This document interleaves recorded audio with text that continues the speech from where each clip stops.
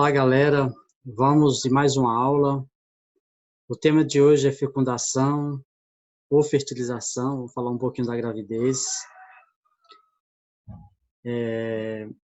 Vamos conhecer um pouco do gameta masculino, gameta feminino.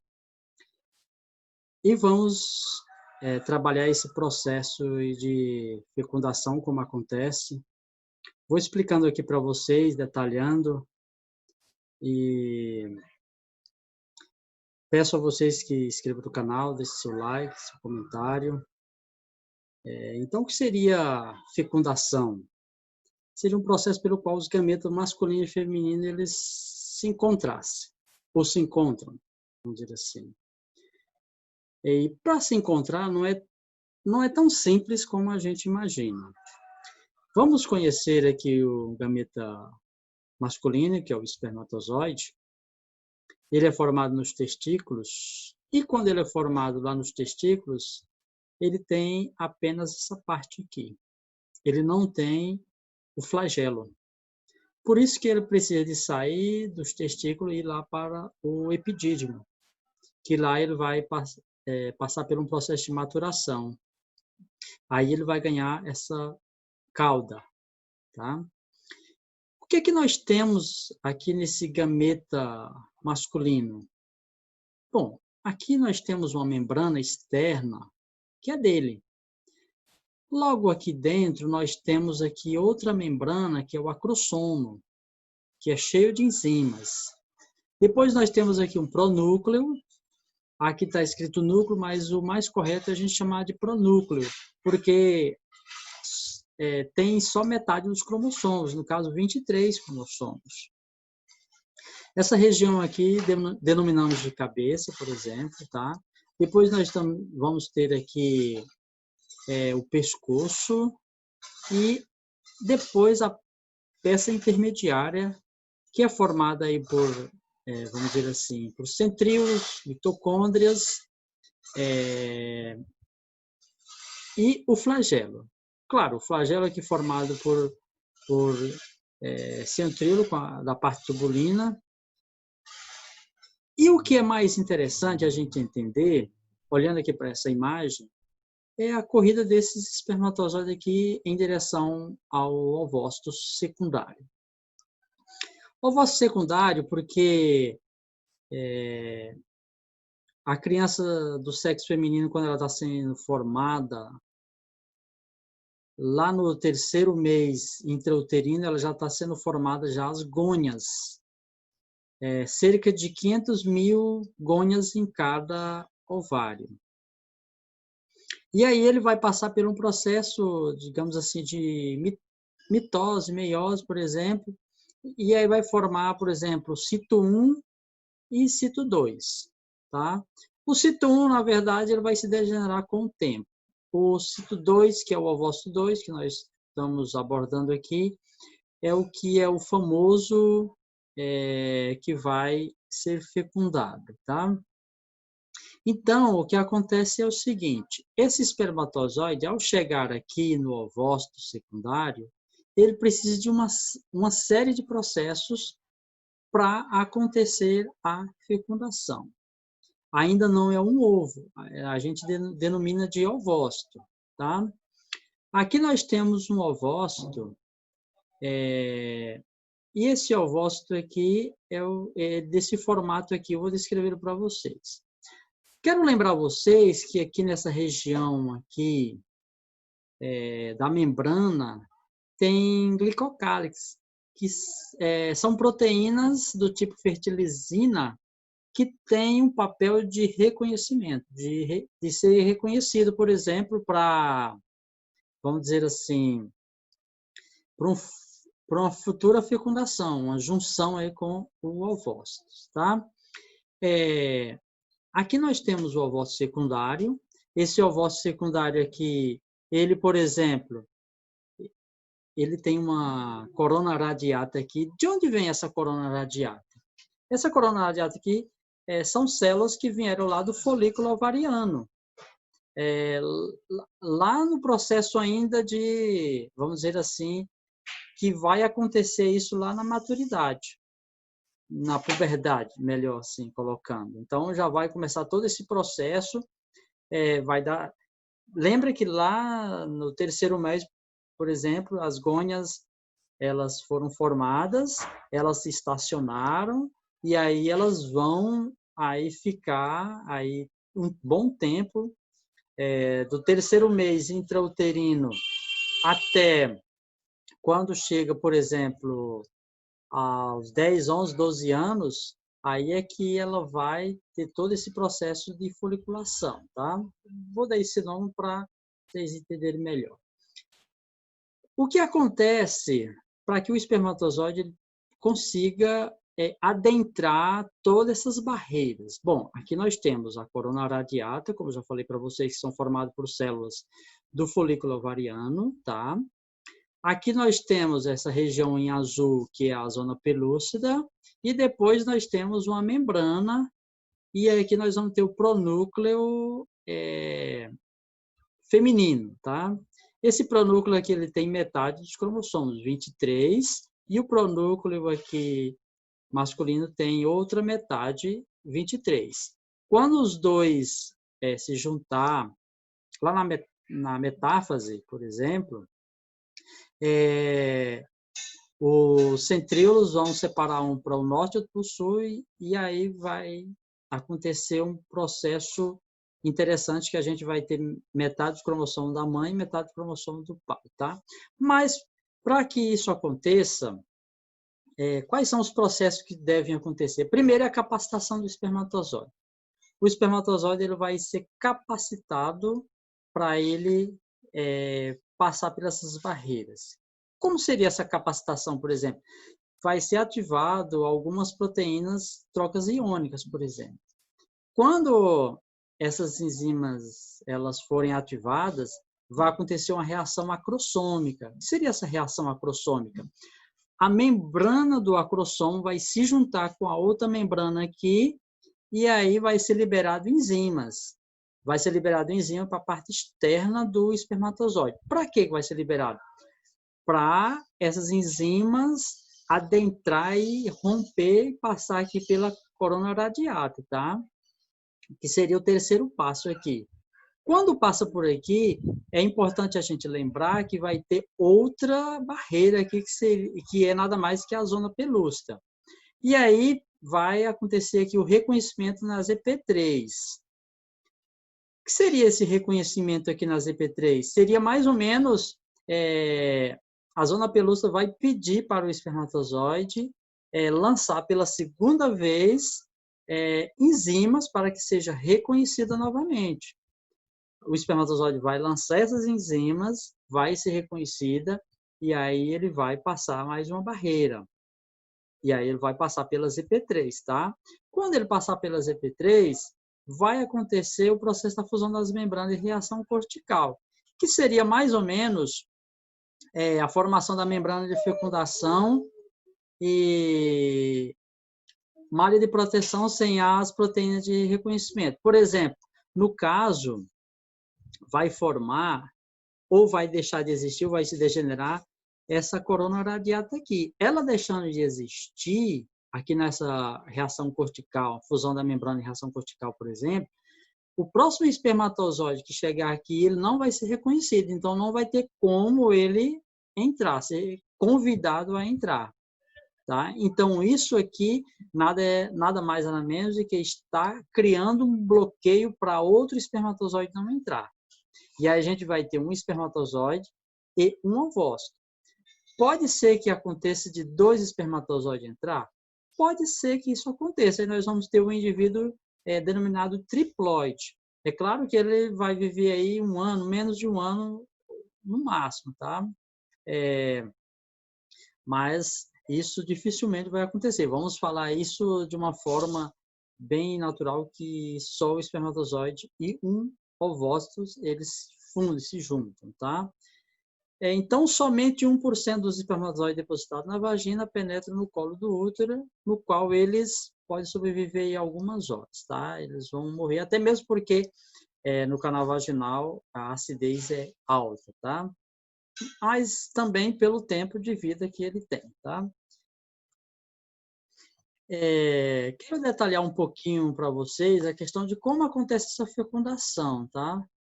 Então, aqui nós temos o ovário, e ele vai passar por todo esse processo das ovogonhas, mitose, meiose, crescimento do ovócito secundário, por exemplo, do corpúsculo secundário, e aí vai formar o folículo, tá? Esse folículo ele vai ser estimulado pelo FSH, que é o hormônio folículo estimulante, e para os hormônios que estão responsáveis aqui pela ovulação, menstruação, gravidez, todo esse processo de mudança, e aí a mulher vai ovular, tá?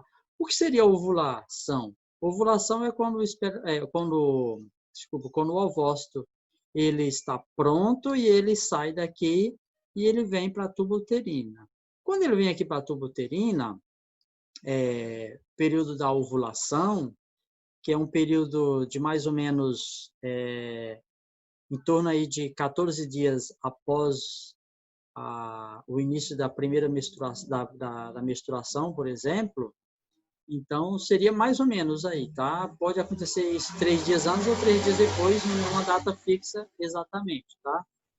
E aí, os espermatozoides que são lançados aqui no canal vaginal, eles vão para a direita, vão para a esquerda, por exemplo, e aí um deles vai ter esse reconhecimento, vai liberar suas enzimas, vai chegar na zona pelúcida, vai ter seu reconhecimento, vai romper a membrana aqui, e ele vai lançar o seu pronúcleo aqui. O pronúcleo ele não vai se fundir com o pronúcleo feminino, mas vai acontecer um processo interessante que vai ser, vamos dizer assim, a questão da próxima etapa, na telófise, por exemplo, ele vai acontecer esse processo. Mas, de uma forma bem simples, resumida, que vocês possam entender melhor, a fusão desses pronúcleos aqui vai dar origem ao zigoto, ou célula-ovo. E aí, essa única célula aqui agora, ela vai passar por um processo de clivagem, que é a divisão, tá? Uma célula vai dar origem a 2 células, a 4 células, a 8 células, 16 células, 32 células, a 64 células, vai formar uma mórula, tá? São muitas células aqui. Essa mórula aqui, ela vai nidar de ninho mesmo, por exemplo, vamos dizer assim, ela vai ser implantada aqui no útero, tá? Que foi preparado pelos hormônios, a formação de uma camada de sangue aqui, tá? Pois bem, aconteceu a fecundação, mas como é que a mulher pode ter certeza de que isso de fato aconteceu? De fato ela está grávida? Bom, só pelo atraso aí não dá para ter uma certeza de que ela está grávida, né? Então, mas existem a presença de hormônio que vai dizer para ela que ela engravidou, né? Então, vai ter um aumento do hormônio da gravidez, que é o HCG, bem lá no começo da gravidez, tá? HCG significa gonadotrofina coriônica humana, tá? O G de gonadotrofina coriônica e o H humana, tá? Então, é o hormônio que ele vai estar presente na urina, por exemplo. Então, o teste de farmácia ele vai detectar e ele vai dar como positivo. Mas, como isso pode ser feito? Tá, esse é o seguinte. A mulher ela vinha ou vem acompanhando a sua ovulação, a sua menstruação, vamos dizer assim, ela vinha acompanhando a sua menstruação, ela sabe a data provável da menstruação, né? Então, ela menstruou lá e contou como o primeiro dia, tá?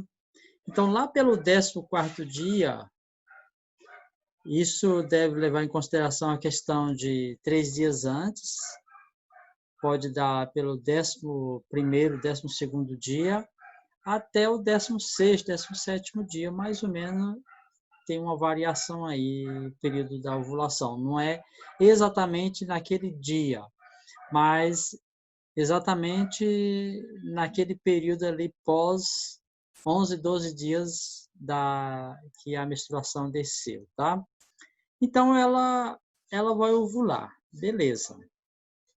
Quando ela ovulou aqui, né, que o ovócito secundário deixou o ovário e passou para a tuba uterina, e ele vai se encontrar com o famoso espermatozoide nessa região, e se encontraram, e o espermatozoide passou por todo o processo lá de corona radiata, zona pelúcida, membrana, acabou lançando ali dentro do ovócito o seu pronúcleo, a cauda não entra, tá, gente? Então, aconteceu a gravidez. E aí, se aconteceu a gravidez, é interrompida a menstruação. Ah, mas está menstruando? Não. Isso está implantando ou está tendo algum processo de implantação do embriãozinho, e está tendo algum sangramento, mas não é gravidez. Está tendo uma confusão aí que é interessante ter uma análise, um estudo melhor nessa parte para saber, tá? Isso pode ser um sangramento, algo, e está levando como se fosse uma menstruação, beleza? Então, digamos que ela espera a menstruação vir e a menstruação não veio. Ela vai ficar um pouco... Digamos que ela não era o que ela queria no momento, e ela vai ficar um pouco assustada, ou ela pode... Será se fiquei grávida, por exemplo? E vai atrasar 1 dia, 2 dias, 3 dias, 4 dias, lá pelo 8º dia, mais ou menos, aí ela pode comprar esse teste e fazer o teste da gravidez. Se caso apresentar o HCG como positivo, ela está grávida, tá? Então, é algo mais rápido de fazer, saber. Não pelo atraso, esse atraso pode ser natural, e acontece esses atrasos aí. Tem pessoas fidedignas aí com seu ciclo menstrual, mas não é tão fiel esse ciclo menstrual que não possa atrasar aí 3, 4 dias, tá? No caso aqui, quem vai dizer se esse atraso foi a gravidez é a presença desse hormônio aí que é detectado aí, por exemplo, na urina. Não dá para fazer, vamos dizer assim, outra coisa, algo que a não ser a descoberta desse hormônio, que é simples de descobrir, tá? Presente aí na urina, então é muito simples de descobrir se está grávida ou não, se é só um atraso mesmo que aconteceu de forma natural, tá, galera? Então, acho que essa parte que fica bem clara para vocês, como acontece aí os testes, tá? Aqui nós temos, por exemplo, vamos dizer assim, os anexos embrionários. O que são anexos embrionários? Anexos embrionários são, vamos dizer assim, algo que não faz parte da criança, mas está ali ou estão ali para auxiliar, para ajudar. Quais são esses anexos embrionários? Saco vitelínico, o âmnio, o córeo, alantóide, placenta, tá? Nós temos aqui, por exemplo, essa parte aqui, a placenta, tá? Podem perceber pela setinha a placenta, tá? Então, aqui nós temos o âmnio, tá? Aqui nós temos o córeo, aqui nós temos a cavidade uterina, né? O espaço do útero lá.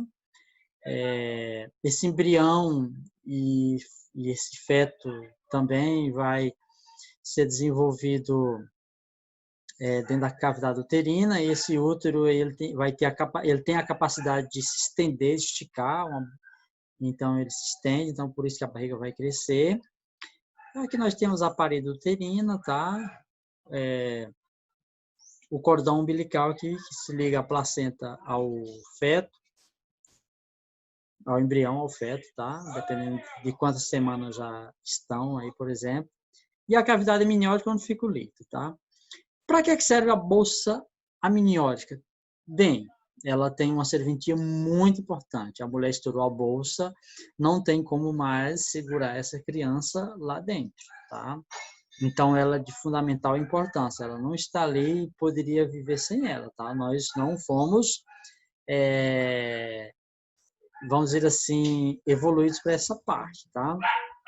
Nós temos essa bolsa amniótica e é claro que essa bolsa amniótica ela contém um líquido amniótico que tem a função de proteger o embrião contra o choque mecânico. Que seria a mulher com o buchão dela, por exemplo, ela sem querer ela cai ou esbarra em algo de forma inesperada, forte, e esse choque, ao ela bater contra essa parede, por exemplo, esse líquido vai evitar um choque mecânico, que a criança sofre essa porrada também. Então, a criança, se sofrer essa porrada, como ainda a parte organogênita está formando ainda os órgãos e são sensíveis, claro que ela não resistiria, tá? Então, o líquido aí é uma espécie de uma almofada que amortece essa pancada aí que a barriga da mulher sofreu, tá? Então, vai bater a barriga da mulher, mas o líquido vai fazer isso aqui. Então, a criança ela não vai sentir nada.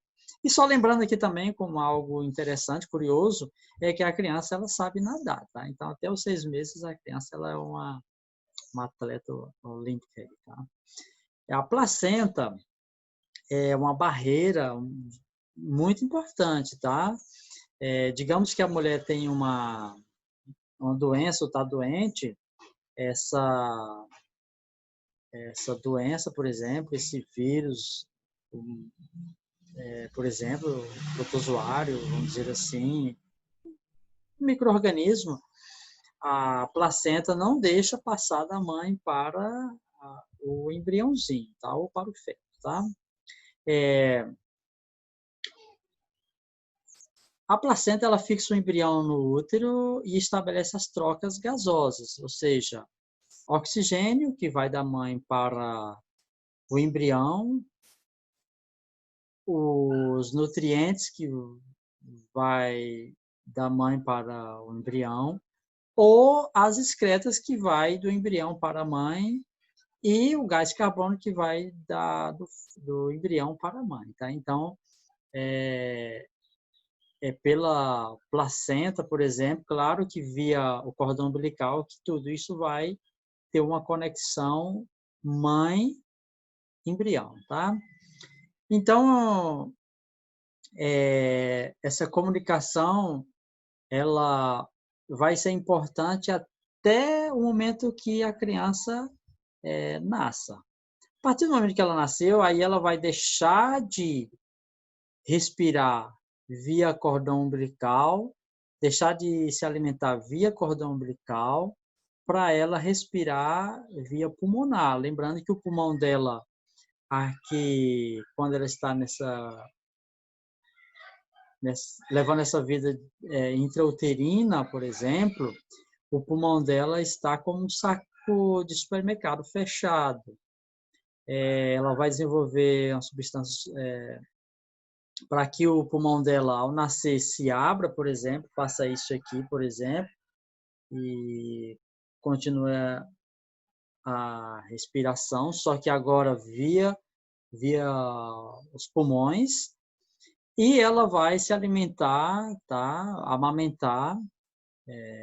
O alimento aí agora vai ter uma via digestória, não mais cordão umbilical, inclusive vai ser cortado. E a gente, só uma curiosidade também importante para vocês, é que a gente não tem o cordão, a gente não tem mais umbigo, a gente tem a cicatriz apenas, ficou uma cicatriz de que nós tínhamos um cordão umbilical e foi cortado e ficou a cicatriz, tá?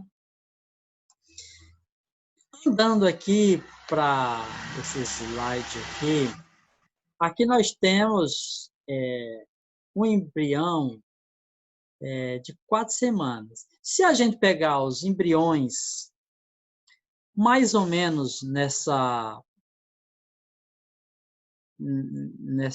faixa de idade, a gente vai perceber que todos eles têm, de uma forma anatômica, uma semelhança muito grande. Se você pegar lá, por exemplo, embrião de peixe, embrião de, vamos dizer assim, de galinha, embrião de ser humano, vocês vão perceber que eles têm basicamente essa aparência aqui muito grande. Inclusive, nós temos aqui uma cauda. Essa cauda aqui, ela está presente em outros seres vivos também. Aqui nós temos já, vou dizer assim, até aqui ainda é embrião ainda, a partir de 8 semanas a gente já vai denominar de feto, tá? Então, o que seria embrião? Embrião é até 8 semanas, a partir de 8 semanas a gente já tem aí o feto, tá? Que vai até nascer, que aí depois vai ser denominado de criança, tá? Aqui nós temos um feto já de 12 semanas, aqui nós temos um feto de 16 semanas, feto de 20 semanas, como está a posição dele aqui sentado dentro do canal uterino, por exemplo, do útero. Aqui nós temos um feto de 24 semanas, aqui um feto de 28 semanas, aqui nós temos um feto de 32 semanas, tá? Então, observem que ele está ganhando um padrão de diferenciação aí quando a gente fazia essa comparação com outros embriãozinhos, tá? Aqui nós temos o feto de 36 semanas e aqui, por último, nós temos ele de 40 semanas. 40 semanas, ele já está prontinho para nascer, então por isso que ele fez esse giro e se encaixou aqui no canal, tá? Ele vai fazer esse giro e vai se encaixar aqui, porque ele já está pronto para nascer, tá?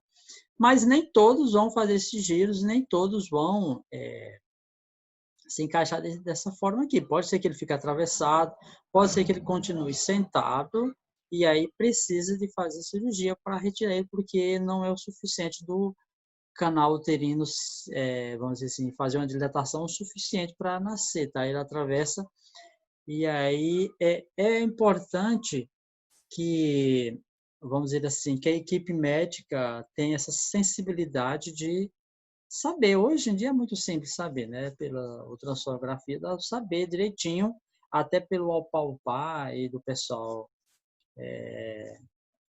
da medicina, por exemplo, os enfermeiros que têm a especialidade aí, por exemplo, eles vão saber se fez o giro, por exemplo, se está no ponto de ter um parto normal, tá? Então, tudo isso ele vai, vamos dizer assim, caminhando para um processo de ser um parto normal ou não, e aí isso vai depender muito aqui do como foi esse giro, tá? Então, aqui ele fez o giro perfeito, está encaixado aqui já, esperando só ter a dilatação aí, por exemplo, as contrações uterinas, que vai ser, a contração vai ser, por exemplo, expulsando, porque ele já chegou, já está maduro. Então, se ele está maduro, não tem mais por que ele ficar respirando aqui por cordão umbilical, se alimentando por cordão umbilical. Então, ele precisa de ganhar outro ambiente. Então, passar das 40 semanas aqui já é fatal, tá? Já é prejudicial. Então, não pode mais, tá? E caminhando aqui para essa outra explicação aqui, tá? Gostaria de explicar para vocês aqui a questão de gêmeos univitelinos ou monozigóticos e bivitelinos ou dizigóticos, tá? Uni é um, ou mono também é um, tá? Seria mais ou menos quando eu tenho gêmeos, por exemplo, de um único zigoto, de uma única célula, por exemplo, tá? Então, como isso aconteceu? Ou quando eu tenho gêmeos, mas esses gêmeos eles não são iguais. Então, vamos para o primeiro exemplo aqui. O espermatozoide, tá? Vai fazer todo aquele processo de coluna radiata, zona pelúcida, membrana, e os pronúcleos vão se emparelhar aqui na metáfase, os centríolos vão fazer uma separação aí, vamos dizer, para norte e para sul, de forma igual, tá? Então, a gente vai ter aí metade do pai, metade da mãe, e aí vai entrar num processo aí de zigoto e divisão, tá? Até chegar lá na mórula. Quando chega na mórula, por exemplo, que é esse montão de célula aqui, aí ela vai rachar e formar duas mórulas, vamos dizer assim. Ao formar duas mórulas, significa dizer que ele vai dar origem a dois embriõezinhos, tá? E eles vão ficar do mesmo lado aqui, desse lado direito. E aí aqui precisa ter apenas uma placenta, mas vai precisar de ter dois cordões umbilicais, um para cá, tá? Uma placenta e dois cordões umbilicais. Esses embriões, eles foram gerados de um único espermatozoide, de um único ovócito. Então, eles vão ser gêmeos iguais, aqueles gêmeos que a mãe fica trocando o nome hora a hora, não sabe quem é quem. Então, são gêmeos univitelinos ou monozigóticos. Esse exemplo aqui são idênticos, são iguais. Ninguém sabe quem é quem, tá? Todo mundo confunde, principalmente o professor aí confunde quem é quem. Uma hora vai dar uma bronca em um e dá no outro. Não tem nada a ver com isso. Brincadeira, tá? E aqui nós temos os gêmeos dizigóticos ou bivitelinos. Como isso acontece? É um pouco diferente, tá? A mulher, geralmente, ela ovula de um ovário, tá? Ou do direito ou do esquerdo. Hora daqui, hora daqui. Então, alterna um mês de um lado, um mês do outro. Só que ela acabou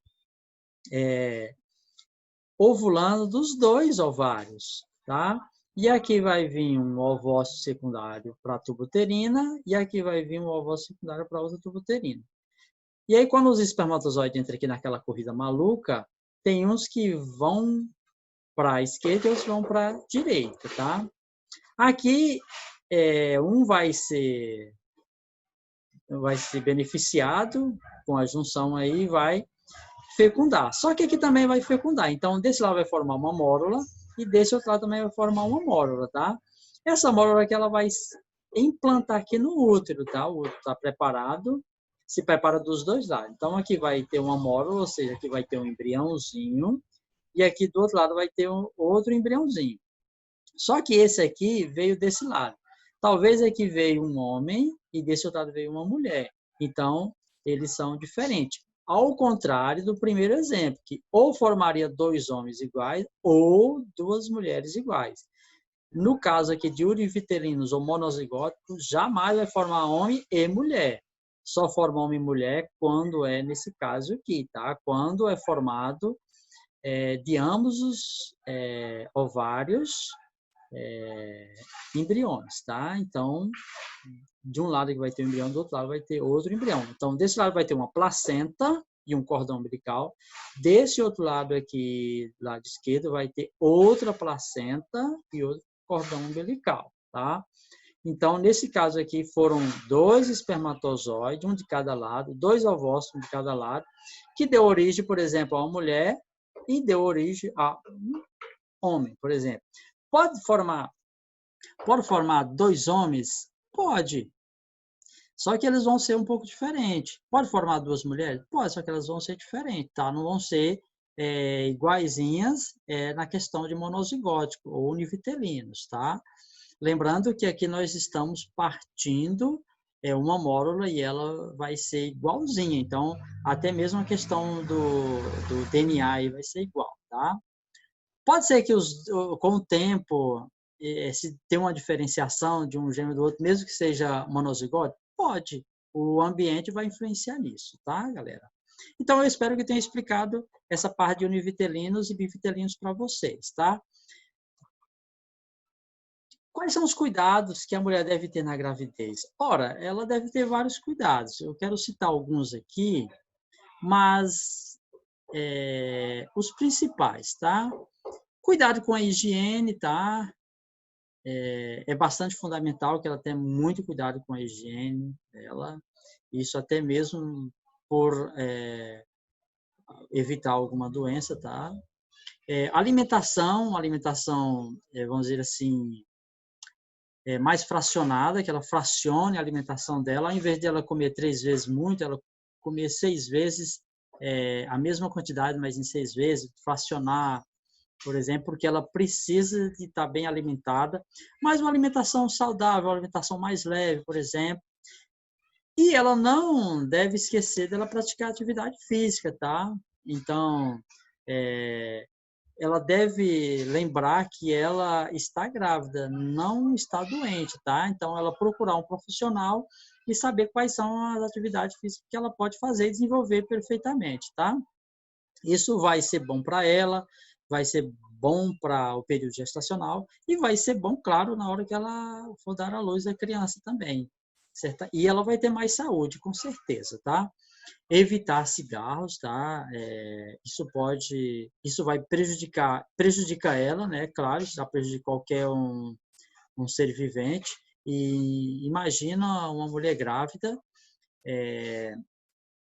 e substâncias tóxicas que pode e vai afetar o embrião, por exemplo, tá? E ele pode nascer com, vamos dizer assim, com dependência aí química, tá? Evitar bebidas alcoólicas no período gestacional, tá? Lembrando que o sistema nervoso da criança, lá do embrião do feto está sendo desenvolvido e a bebida alcoólica pode trazer graves consequências, tá? Usar roupas leves, isso vai, vamos dizer assim, deixar ela mais confortável, tá? E além das roupas leves, uma das coisas mais importantes é o pré-natal, tá? Fazer todos os exames, tá? Ter um acompanhamento médico aí, vamos dizer assim, de forma bem regular, que possa dar para ela uma garantia de uma saúde e que possa dar garantia também que uma criança possa nascer também com saúde, tá? Então é isso, tá, galera? Eu espero que eu tenha esclarecido para vocês aí essa aula de hoje. Aquele abraço, fique com Deus e até a próxima aula. Tchau!